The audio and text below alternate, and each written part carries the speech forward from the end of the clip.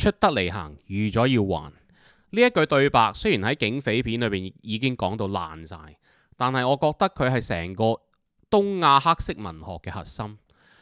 好多人會以為呢句嘢講嘅係報應或者係江湖規矩，但係如果你睇過慈星洲嘅《不夜城》，你會發現呢一句說話其實係一種定律嚟嘅。喺呢個世界冇嘢係免費嘅，生存已經係一筆債，身份亦都係一筆債。有時甚至連你自己以為有得揀嘅嘢，都係一筆要計利息嘅債。今日我就唔會同你劇透慈星洲成名作《不夜城》裏邊嘅成個故事係點樣樣，因為個 plot 其實唔係重點，重點係呢本書點樣將新宿甚至係成個世界，你可以話成個 underworld 啦，可以話寫成係一個會食人嘅系統。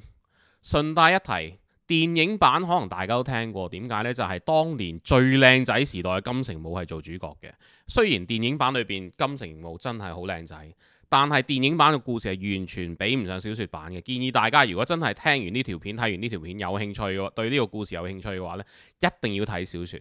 因為金城武演嘅劉健一，即係故事嘅主人翁啦，係喺電影裏邊係一個悲劇英雄，但係慈星洲筆下嘅劉健一係一個冷酷無情，將身邊所有人同埋事都當做籌碼嘅邊緣人物。我哋首先睇下呢一段喺小說裏邊劉健一對自己嘅評語啦。我の人生には常に怯えと憎惡がつきまとっていた。佢就話自己嘅人生長期被怯懦同憎恨纏繞住咁嘅意思。咁你大概有一個概念，究竟呢個主人翁係一個點樣嘅人物啦？好啦，喺進一步講呢本作品之前，先簡單講講慈星洲本人啦。佢寫小說之前呢，其實竟然係喺遊戲雜誌嘅專欄作家嚟嘅。然後佢離開咗遊戲雜誌之後，第一本小說《不夜城》就已經獲得吉川英治文學新人獎。而佢最出名亦都係寫關於呢啲反社會勢力嘅黑色小說。相信好多人應該都有玩過龍魚呢隻遊戲，係咪？但係可能打過龍魚嘅大部分玩家都未必知道，龍魚一同龍魚二嘅劇本其實就係由慈星洲佢去做編輯嘅。好啦，喺呢條片一開頭就講過有一個 term 就係話東亞黑色文學，或者日本就會叫暗黑文學啦。咁其實係乜嘢嚟嘅呢？如果講起黑色電影或者文學，法文係 noir 啦。如果大家有聽過呢一個類別嘅電影或者文學呢，可能即時會諗起就係嗰啲黑白年代嗰啲咩偵探，着住乾濕褸嗰啲偵探呢，然後唔知點解嗰套片係成日都落住雨，然後個偵探突然間會喺度懟走，然後自己講獨白嗰啲咁樣嘅 style 嘅電影或者文學啦。然後係喺即係我諗大概50-60年代就係喺西方興起嘅。西方嘅呢啲 noir 呢，通常佢嗰個題材都會圍繞住一個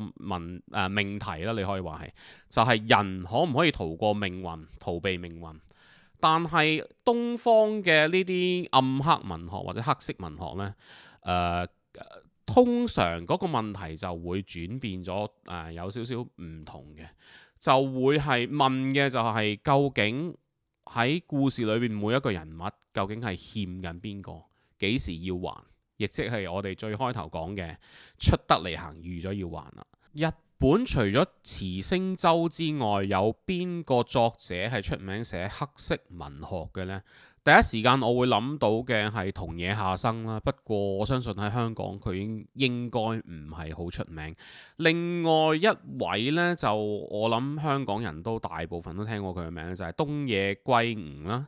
但係佢唔係全部小說都係黑色文學嚟嘅。佢最出名肯定係黑色文學嗰本呢，就係《白夜行》。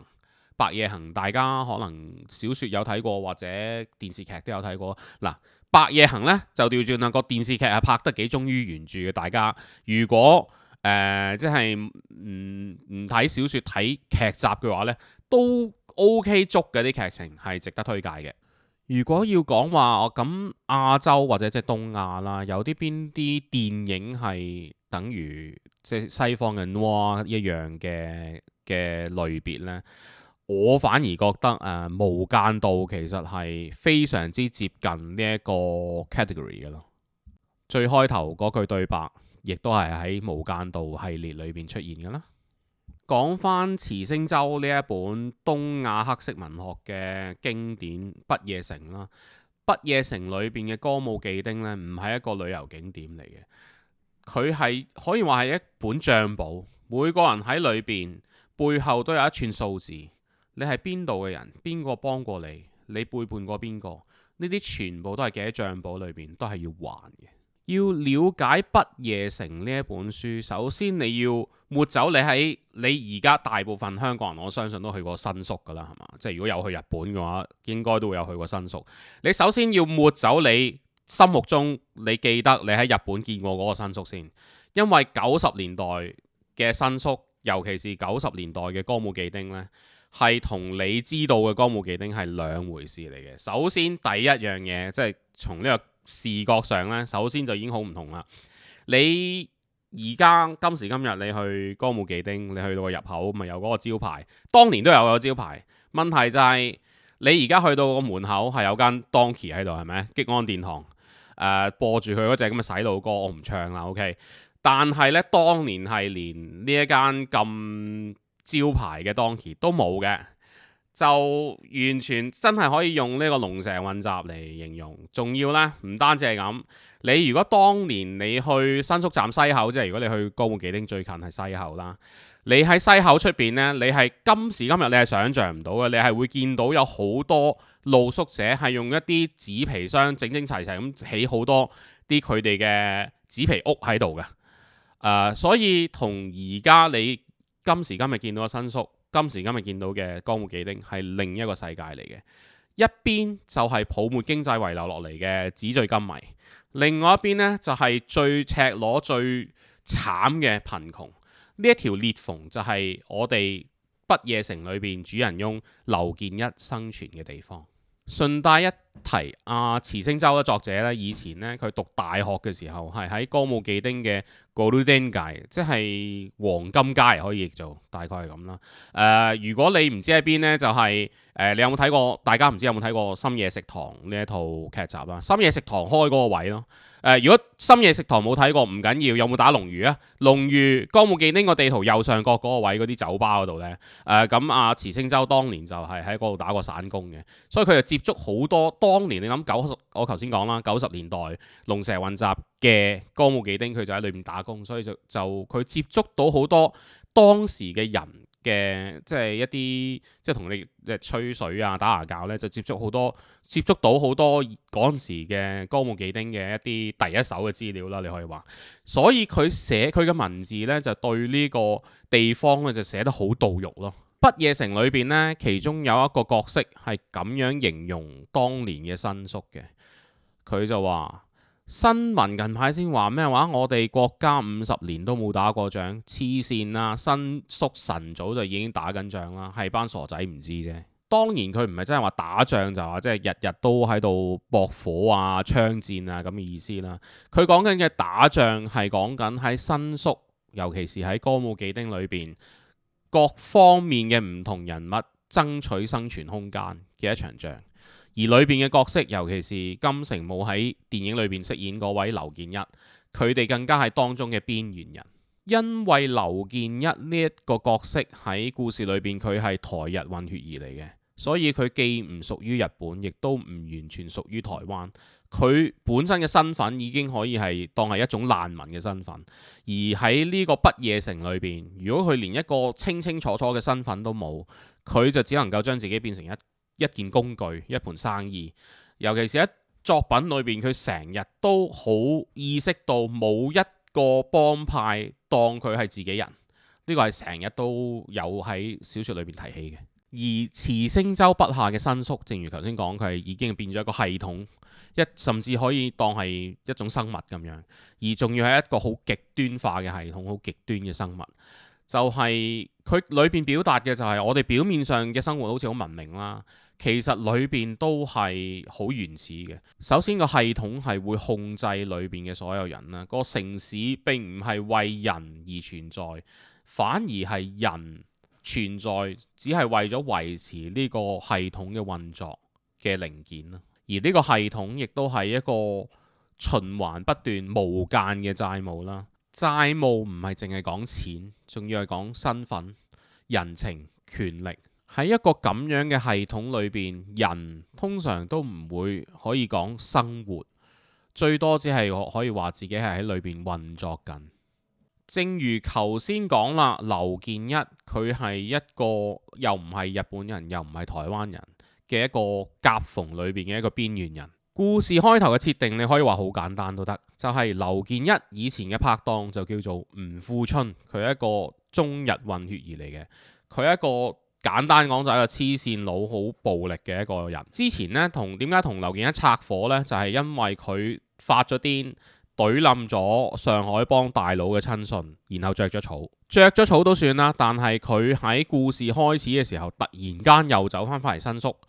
就自然就連累到劉健一啦。所以上海幫就俾咗劉健一個通牒，就係話俾3日時間佢，一係交出吳富春，一係就交自己條命出嚟。成個故事就係講劉健一點樣打盡自己嘅人情牌，點樣用盡晒自己手上嘅籌碼去揾吳富春出嚟，交佢出嚟，然後仲要保證自己可以全身而退。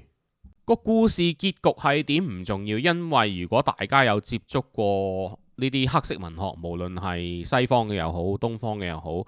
通常都知道結局係冇好結局嘅，所以結局我就唔講啦。點解我會特登攞慈星洲呢一本著作嚟講呢？其實我本身係慈星洲嘅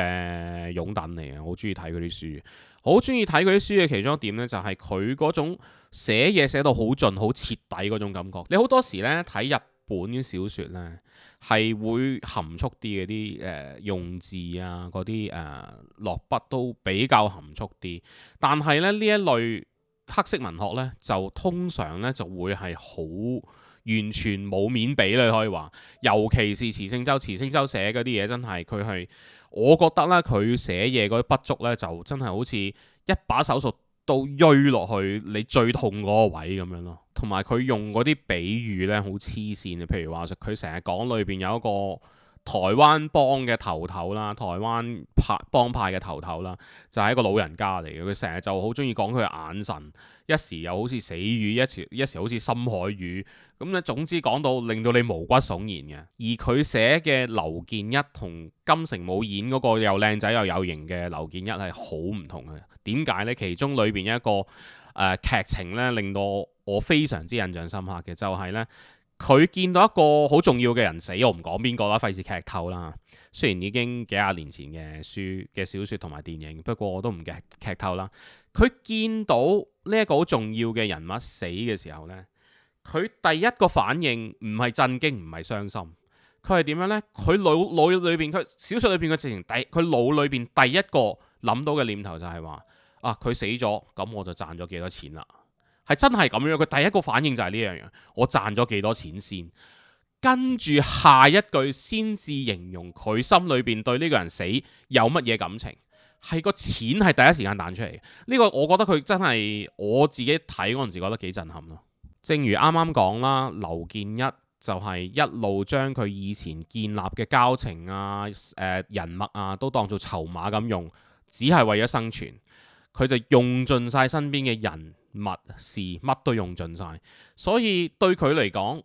當所有嘢都只係籌碼，咁人命又何嘗唔係呢？有時會覺得睇慈星洲嘅小說呢，係會令到自己嗰個心情啊，會有少少負擔嘅覺得，但係又唔知點解睇到好爽嘅。佢係好中意將人性裏邊最醜惡、最冇底線嗰一面推到你面前嘅。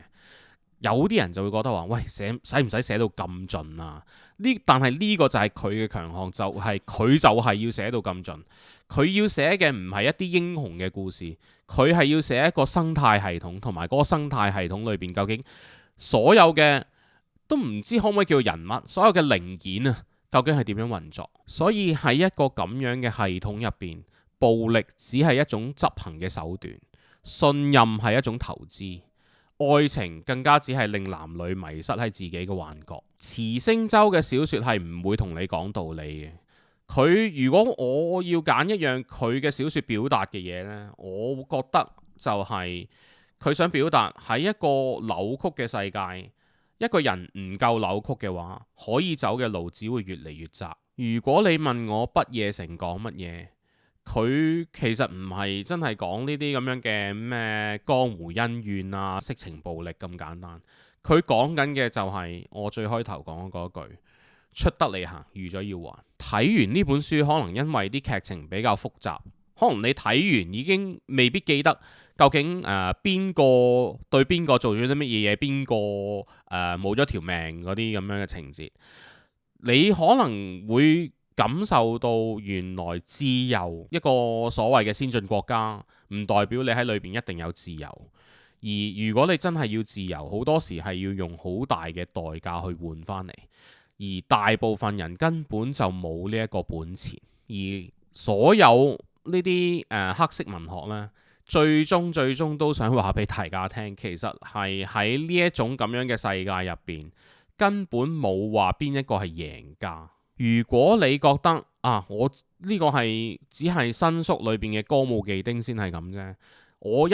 由頭到尾都唔走入去呢一個咁嘅環境，我咪自由咯。少年你太年輕了，因為喺呢一個咁嘅世界，只要你有慾望，只要你有身份，你其實永遠都走唔出呢一句説話，就係出得嚟行，預咗要還。希望大家如果聽完呢條片有興趣，可以睇一睇不夜城嘅小説，中文譯本又好，日文嘅原本都好，你可能會感受到原來